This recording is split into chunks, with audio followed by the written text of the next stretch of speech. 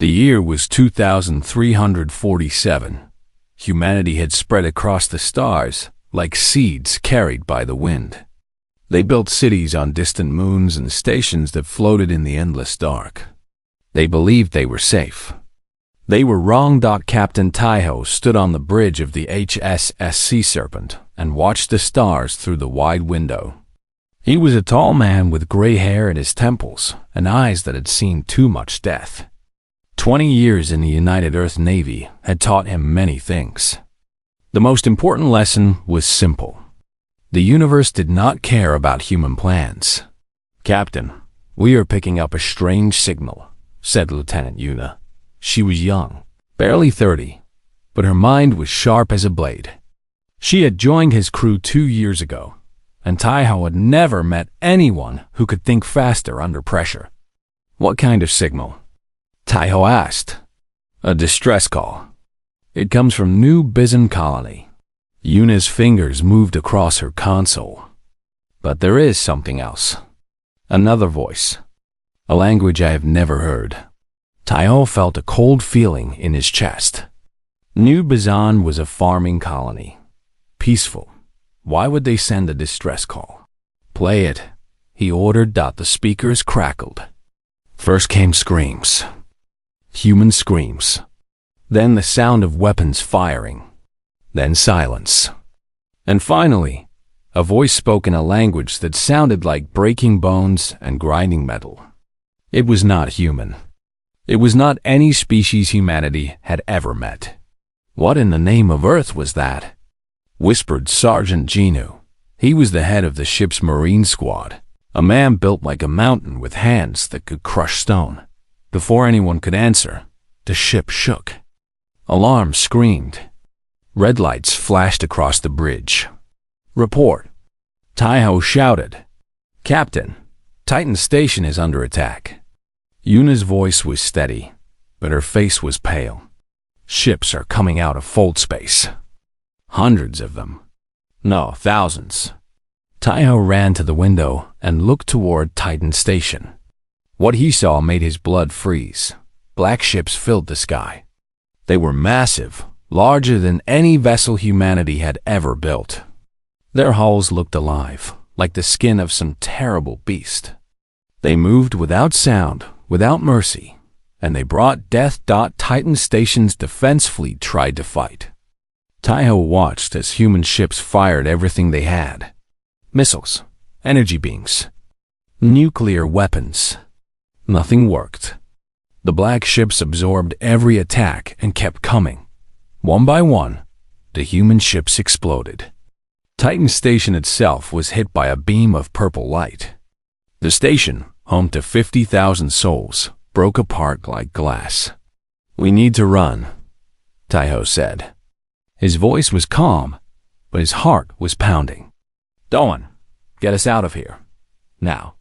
Pilot Doan was already moving.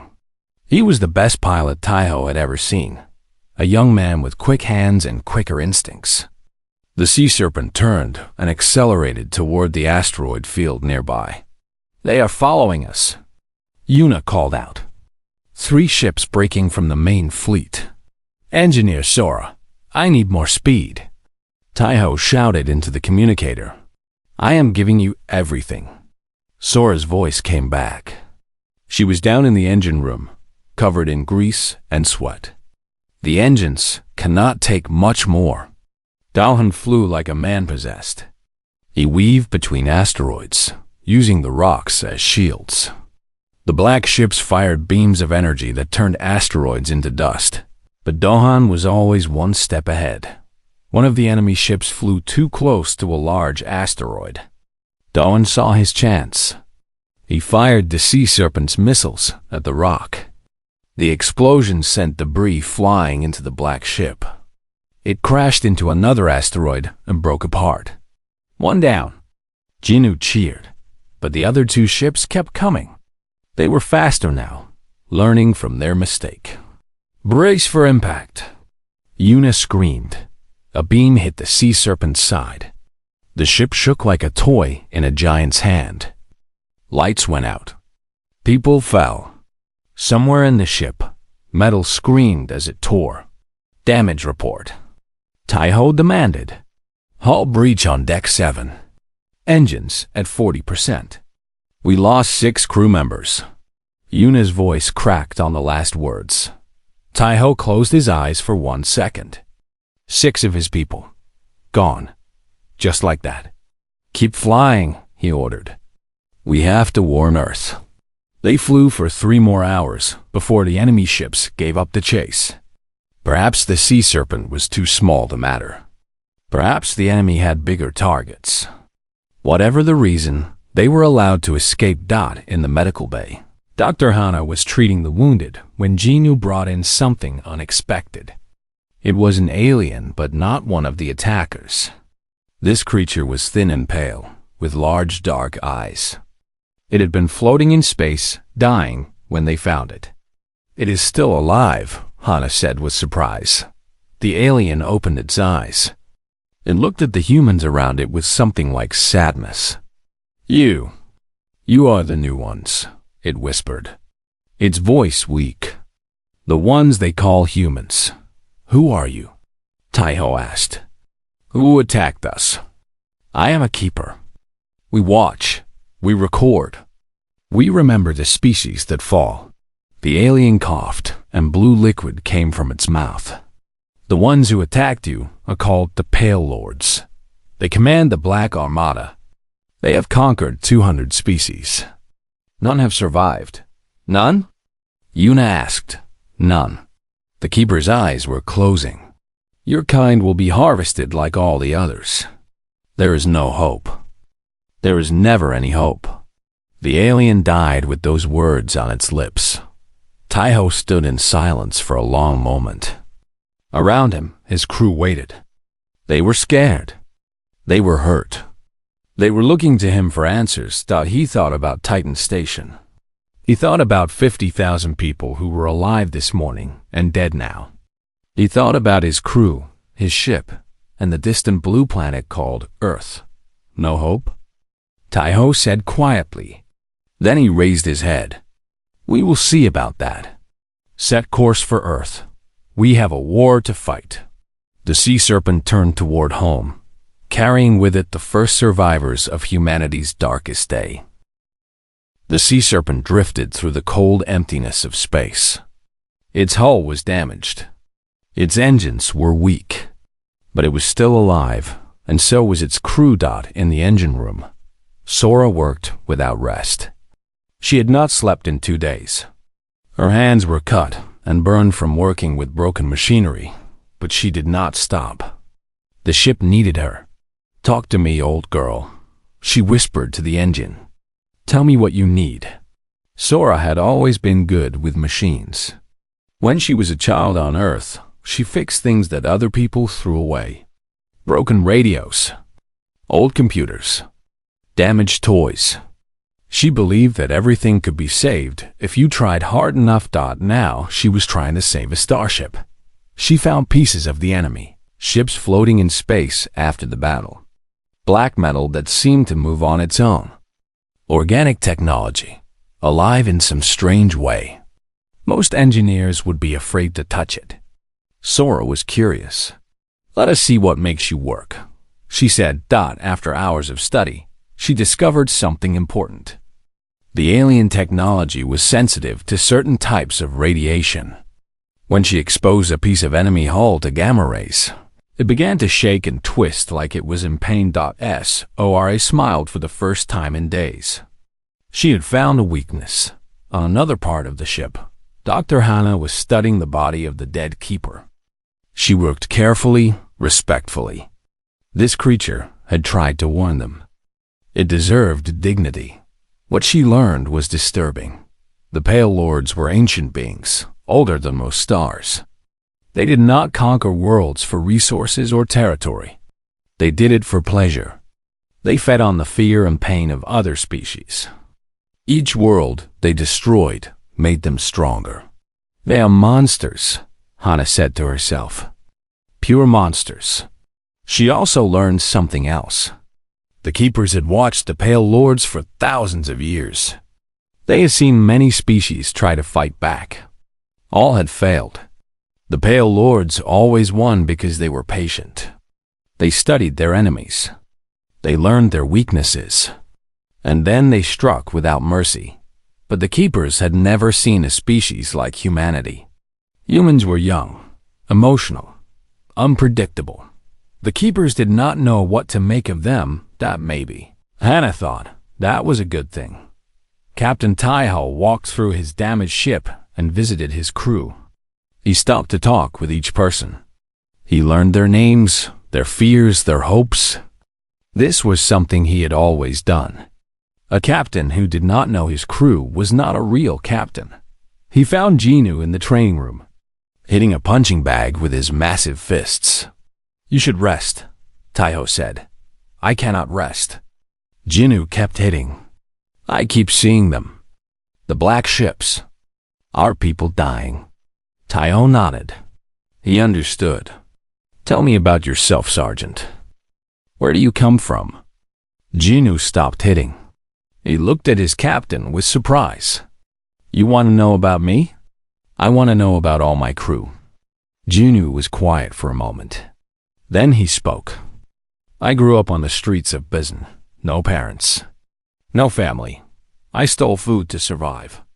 I fought other children for a place to sleep." He looked at his hands. "I was angry all the time. I thought the world was my enemy. What changed?" "The Navy." Genu smiled a little. "A recruiter found me when I was 16. She said I had two choices. I could keep fighting the world, or I could fight for something that mattered. I chose the second option." Taiho put a hand on Genu's shoulder. "You made the right choice." In the pilot's seat, Dahan was running simulations. His hands moved across the controls like they were part of his body. He was practicing escape routes, attack patterns, anything that might help them survive. Yuna found him there late at night. "You should sleep," she said. "I will sleep when we reach Earth." Dahan did not look up from his work. Those ships were fast. Faster than anything I have ever seen. But they were not perfect. They made mistakes. What kind of mistakes? They rely on their technology too much. They do not think creatively. Dahan finally looked at her. "I can beat them." "I know I can." Yuna smiled. "I believe you." 2 days later, the Sea Serpent found survivors. A small transport ship was floating dead in space, its engines destroyed. Inside were 43 people, including 12 children.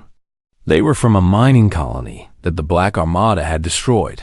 Some of the crew thought they should not stop. The ship was already damaged.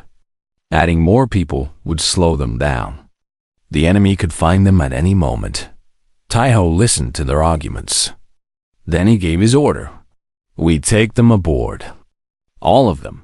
"Captain," one officer protested, "this could kill us all." "Maybe," Taiho agreed. "But if we leave innocent people to die, we are not worth saving anyway. That is not who we are. That is not what humanity means." They brought the survivors aboard. The children looked at the crew with big, scared eyes. They had seen their parents die. They had seen their homes burn. They did not understand why the universe was so cruel. Yuna found herself sitting with a little girl named Minji. The child was only 6 years old. "Are the bad aliens going to find us?" Minji asked. Yuna wanted to lie. She wanted to say everything would be fine. But she respected the child too much for that. "I do not know," she said honestly. "But I promise you something. We will fight for you. Every single person on this ship will fight for you. Because that is what humans do. We protect each other." Minji thought about this. Then she nodded. "Okay, I trust you." Finally, after 12 long days, they saw Earth. The blue planet floated in space like a jewel. It was the most beautiful thing any of them had ever seen. Home. Safety. Hope. But when they contacted Earth Command, the news was bad. "The Council is talking about surrender," Admiral Seok told them through the communication screen. He was an old man with a face like carved stone. He had been Taiho's teacher at the Naval Academy. They think we cannot win. Surrender means death, Taiho said. The Pale Lords do not take prisoners. They harvest them. I know. I am fighting the Council every day. But they are afraid. Seok leaned closer to the screen. There is something else. Something secret. We have been building a weapon. We call it Project Leviathan. It could turn the war around. But it is not finished. We need more time. How much time? 72 hours. Maybe more. Taiho looked at his crew. They were tired. They were hurt. They had every reason to give up, but they did not look like people who wanted to surrender. They looked like people who wanted to fight. Admiral, Taiho said, the Sea Serpent will buy you that time. Whatever it takes. Seok smiled sadly. I knew you would say that. Good luck, Taiho. Make humanity proud. The screen went dark. Taiho turned to face his crew. You heard him. We have 72 hours to save our species. Any questions? No one spoke. No one needed to. They all knew what they had to do. The Sea Serpent flew toward the coming storm. The Black Armada came like a wave of death. 3,000 ships, each one larger than a city, moved toward Earth. They blocked out the stars. They filled the sky with darkness. Admiral Seok stood on the bridge of his flagship, the HSS Thunder, and counted his forces. 127 ships. That was all humanity had left. 127 against 3,000. It is not enough, his first officer whispered. It will have to be, Seok replied. Send out the call.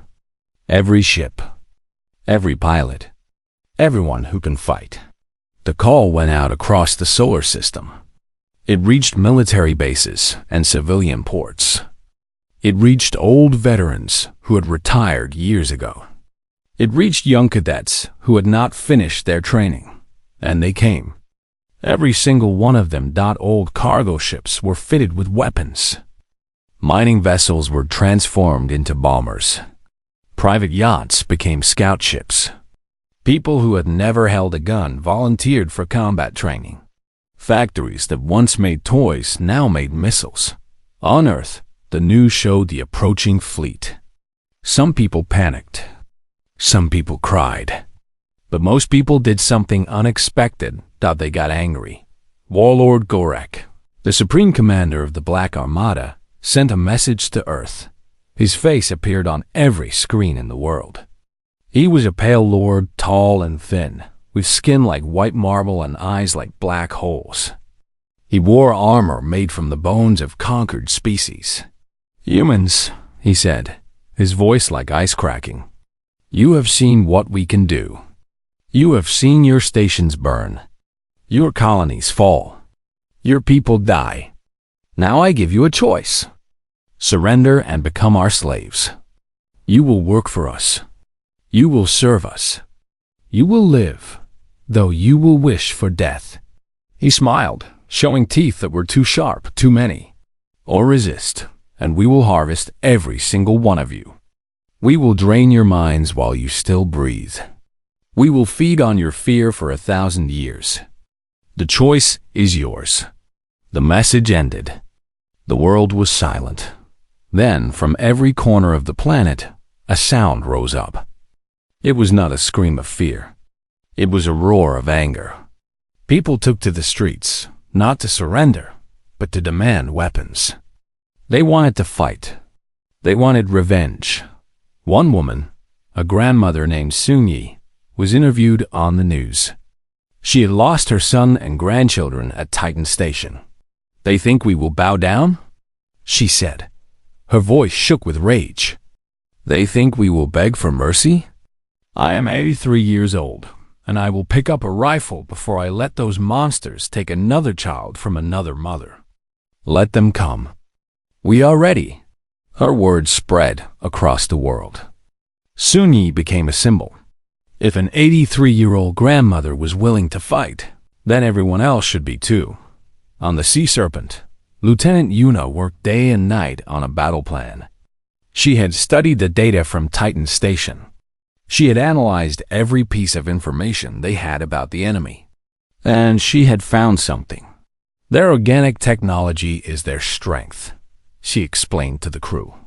It adapts to our weapons. It learns, it grows stronger.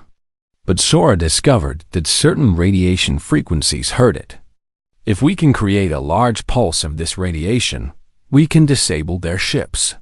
How large? Taiho asked. Very large. We would need every ship in the fleet to fire at once, in perfect coordination. It was a crazy plan. It required perfect timing. One mistake, and the pulse would fail. But it was the only plan they had. Sergeant Genu had his own mission. He was training civilians for boarding combat. If they could get soldiers onto enemy ships, they could do damage from the inside. Listen to me, he told his volunteers. These aliens think they are gods. They think they cannot be hurt. We are going to prove them wrong.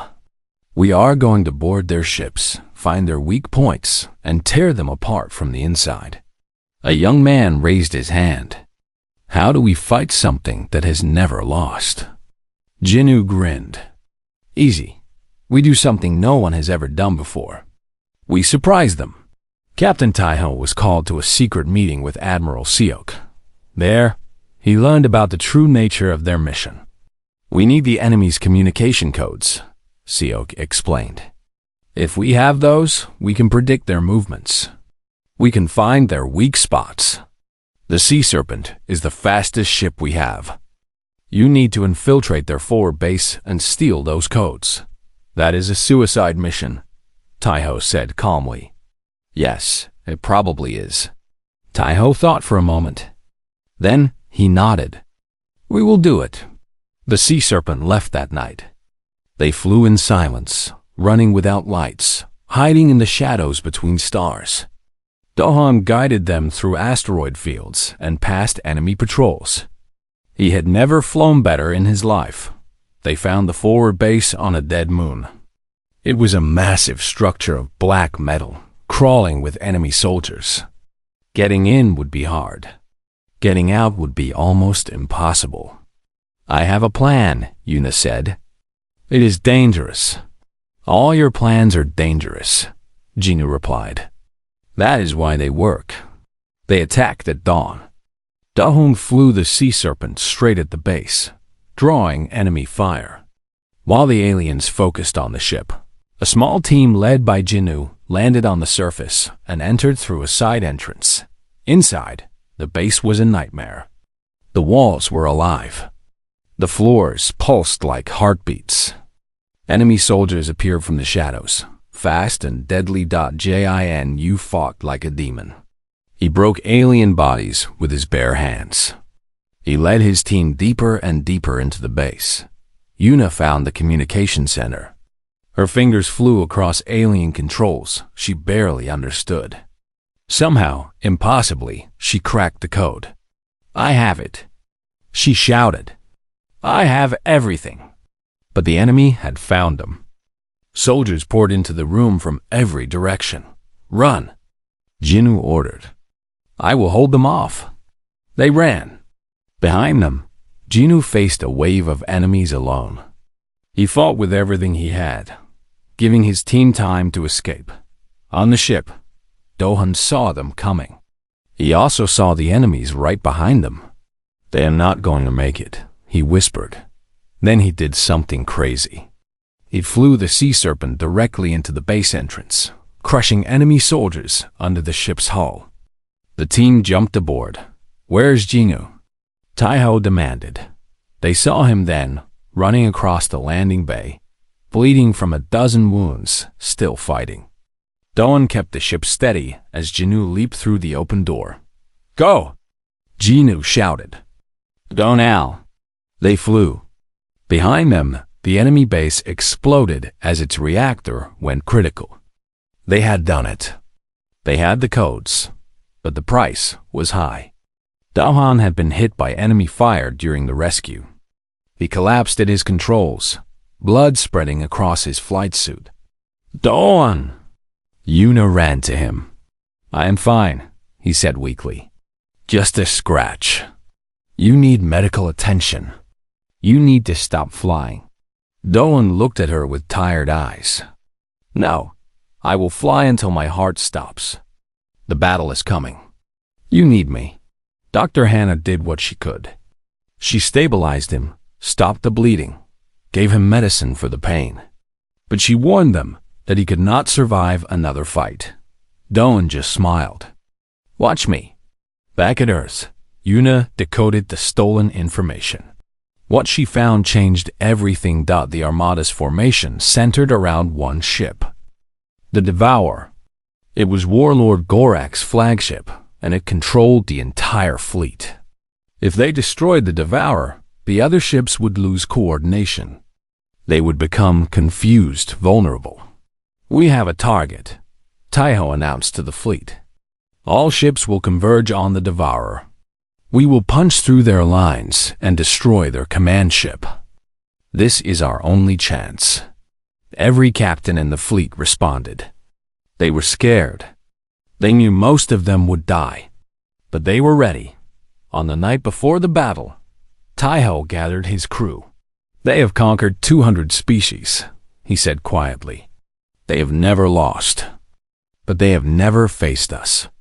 They have never faced a people too stubborn to die, too angry to surrender, too human to give up."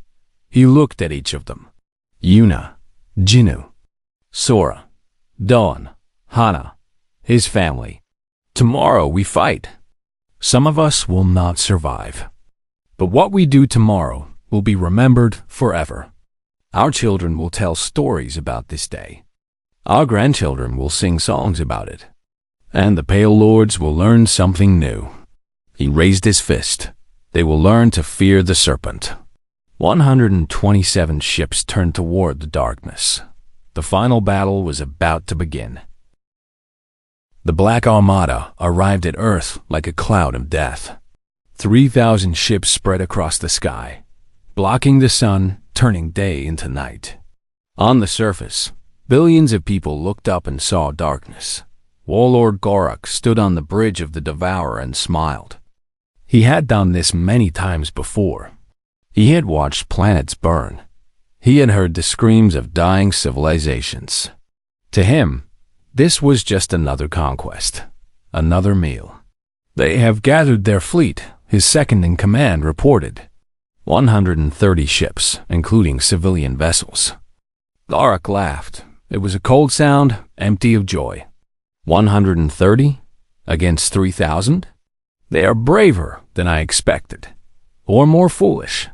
Either way, this will be entertaining. He gave the order to attack. The battle began. Admiral Seok stood on the bridge of the Thunder, watching the enemy advance.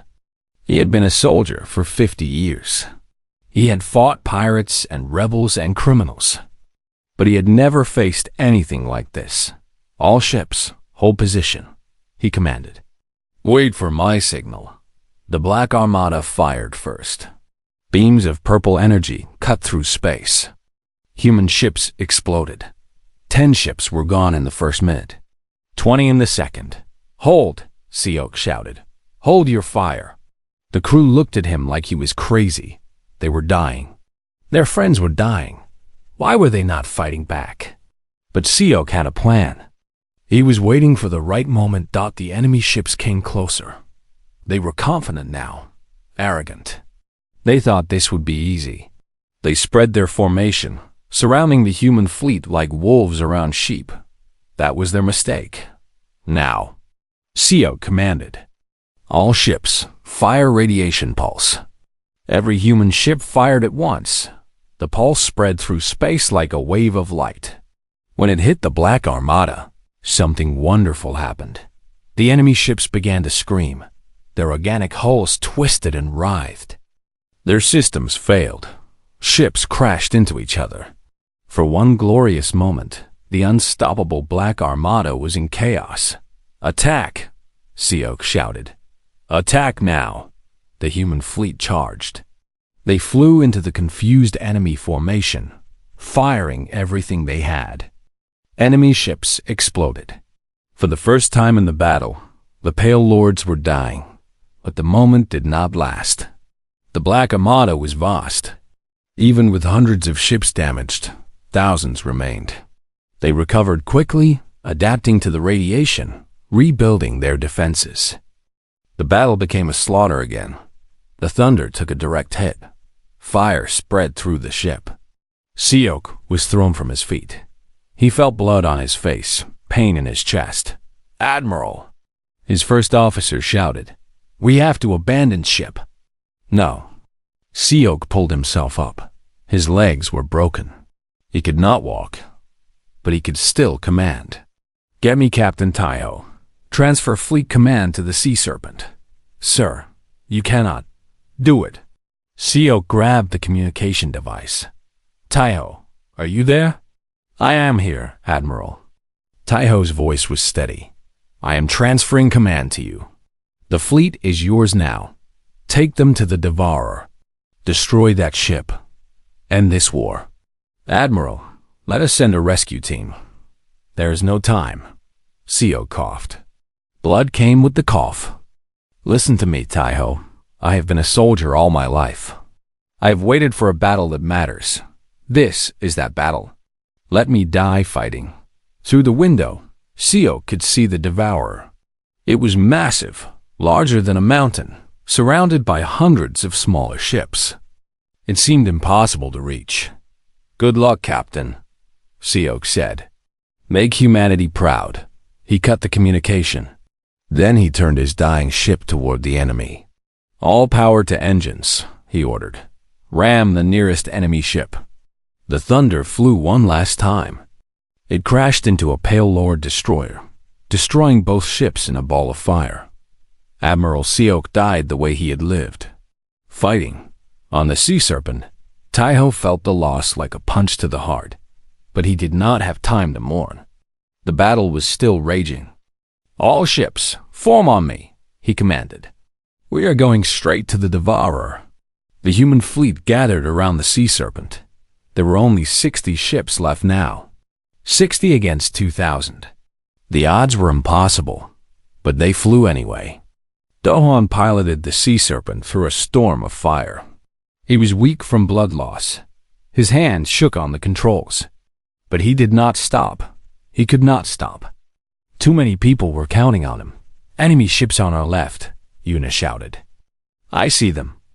Dohan spun the ship, dodging energy beams by inches. He was dancing with death, and somehow he was winning. They broke through the enemy lines. The Devourer was right in front of them, massive and terrible. Jinnu, Taiho said. It is time. Sergeant Jinnu nodded. He gathered his boarding team. 50 soldiers, the best humanity had. They climbed into landing pods. Listen up, Jinnu told them. We are about to board the most dangerous ship in the galaxy. Most of us will not come back. But if we succeed, we save everyone. Our families. Our friends. Our world. Are you ready? Yes, sir. 50 voices shouted. The pods launched. They flew toward the Devourer like bullets, punching through its hull, delivering their cargo of angry humans. Inside the Devourer, the fight was brutal. The walls were made of living tissue. The air smelled like death. Enemy soldiers attacked from every direction, fast and deadly. But Jinnu and his team were faster. They had spent their whole lives fighting. This was what they were born to do. They pushed deeper into the ship, leaving destruction behind them. They found slaves from other species, prisoners of the Pale Lords, chained and tortured. Some of the soldiers stopped to free them. Go, Jinnu shouted. Find a way out. Tell your people that humans fight back. The freed slaves ran. Some of them picked up weapons and joined the fight. For the first time in their lives, they had hoped. Jinnu reached the bridge of the Devourer. The doors were massive, sealed tight. But nothing could stop him now. Explosives. He ordered. The doors blew open. Inside, Warlord Gorak was waiting. Gorak was huge, twice the size of a human. His armor was made from the bones of species he had destroyed. His eyes burned with ancient hatred. "Human," he said slowly, "you dare to challenge me? I have lived for 10,000 years. I have destroyed civilizations when your ancestors still lived in caves." Jinnu raised his rifle and fired. Gorak moved faster than thought, dodging the bullets, closing the distance in a heartbeat. He grabbed Jinnu by the throat and lifted him off the ground. "You are nothing," Gorak hissed. "Your species is nothing. I will crush you like an insect." Jinnu could not breathe. His vision was going dark. He could feel his life slipping away. But his hand found something on Gorak's belt, a knife. An alien knife, taken from a conquered species long ago. Gorak kept it as a trophy, a reminder of his victories. Jinnu pulled the knife free and stabbed it into Gorak's eye. The warlord screamed. He dropped Jinnu and stumbled backward, clawing at his face. Blue blood poured between his fingers. "That knife," Jinnu gasped, getting to his feet, "belonged to someone you killed. Now it kills you." He picked up his rifle and fired. Again and again. Gorak fell to his knees, then to the floor. The most powerful being in the Black Armada died on the bridge of his own ship, killed by a human. Outside, the effect was immediate. Without Gorak's commands, the Black Armada lost coordination. Ships began flying randomly, crashing into each other, firing on their own allies. And then, Project Leviathan activated, a massive cannon on Earth's moon, built in secret, charged with the same radiation that hurt the organic ships. It fired a beam of pure energy that cut across space like the finger of an angry god. Hundreds of Black Armada ships were destroyed in seconds. The beam fired again and again. The sky began to clear. On the sea Serpent, Taiho watched the enemy flee. "They are running," Yuna whispered. "They are actually running." "Jinnu," Taiho spoke into the communicator. "Can you hear me? Get out of there. Get your team home." "On our way, Captain." Jinnu's voice was weak but alive. "We're coming home." The surviving human ships gathered around each other. They were damaged, bleeding, dying. But they were alive. And they had one. Taiho looked at the stars. Somewhere out there, the Black Armada was fleeing. The Pale Lords were learning a new emotion. Fear. "This is Captain Taiho to all ships," he said. "The battle is over. We did it. We saved Earth." Across the fleet, across the planet, people began to cheer. They cried. They hugged each other. They could not believe it. They had faced extinction and survived. The Battle of Earth was over, but the war was just beginning. The Black Armada arrived at Earth like a cloud of death. 3,000 ships spread across the sky, blocking the sun, turning day into night. On the surface, billions of people looked up and saw darkness. Warlord Gorak stood on the bridge of the Devourer and smiled. He had done this many times before. He had watched planets burn. He had heard the screams of dying civilizations. To him, this was just another conquest. Another meal. "They have gathered their fleet," his second-in-command reported. 130 ships, including civilian vessels. Gorak laughed. It was a cold sound, empty of joy. 130? Against 3,000? They are braver than I expected. Or more foolish. Either way, this will be entertaining. He gave the order to attack. The battle began. Admiral Seok stood on the bridge of the Thunder, watching the enemy advance. He had been a soldier for 50 years. He had fought pirates and rebels and criminals. But he had never faced anything like this. "All ships, hold position," he commanded. "Wait for my signal." The Black Armada fired first. Beams of purple energy cut through spaceware. 20 in the second. 3 months had passed since the Battle of Earth. The world was healing. Memorials stood in every city, carrying the names of the fallen. Millions had died in the war. Families had been destroyed. Children had become orphans. The scars would take generations to heal. But humanity did not just mourn. They rebuilt. They prepared.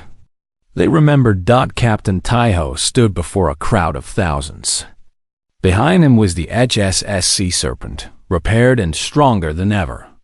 The ship had become a symbol of hope, a reminder that even the smallest vessel could change history. "We did not ask for this war," Taiho said. His voice carried across the plaza, broadcast to billions watching across the planet.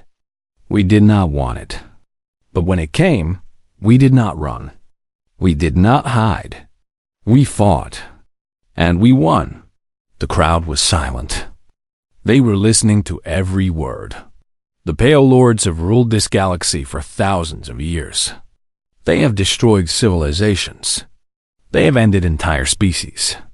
They thought they could do the same to us. Taiho paused. His eyes were hard. They were wrong. The crowd erupted in cheers. The sound was like thunder. In the military hospital, Sergeant Jinu was finally walking again. His body was covered in scars. The doctor said he would never fight again. But Jinu had never listened to doctors. "How does it feel?" Dr. Hannah asked. She was checking his wounds, making sure they were healing properly. "It hurts," Jinu admitted. "Everything hurts. But I am alive. That is more than I expected." "You killed a god," Hannah said quietly. "That is what people are saying. You killed an ancient god with your bare hands." Jinu laughed. It hurt to laugh, but he did it anyway. He was not a god. He was just a monster. Monsters can be killed. That is the one thing I have always known. In the engineering bay, Sora was working on something new. She had spent weeks studying captured enemy technology, learning its secrets. Now she was building weapons that use the enemy's own power against them. "This is the third generation," she explained to the military officials who came to see her work. "The radiation pulse is stronger, more focused. One of these cannons can disable an enemy ship from 300 kilometers away. How soon can we have them on our ships?" One official asked. "Give me a month. I will give you a fleet that can make the Pale Lords cry." Pilot Don had survived his wounds, though barely. The doctors called it a miracle. Daohang called it stubbornness. "I told you I would fly until my heart stopped," he said to Yuna. They were sitting together in the Sea Serpent's cafeteria, eating breakfast like they had done 1,000 times before. "My heart did not stop, so I keep flying." "You are impossible," Yuna said, but she was smiling. "You love it." She did not argue. Lieutenant Yuna had been promoted.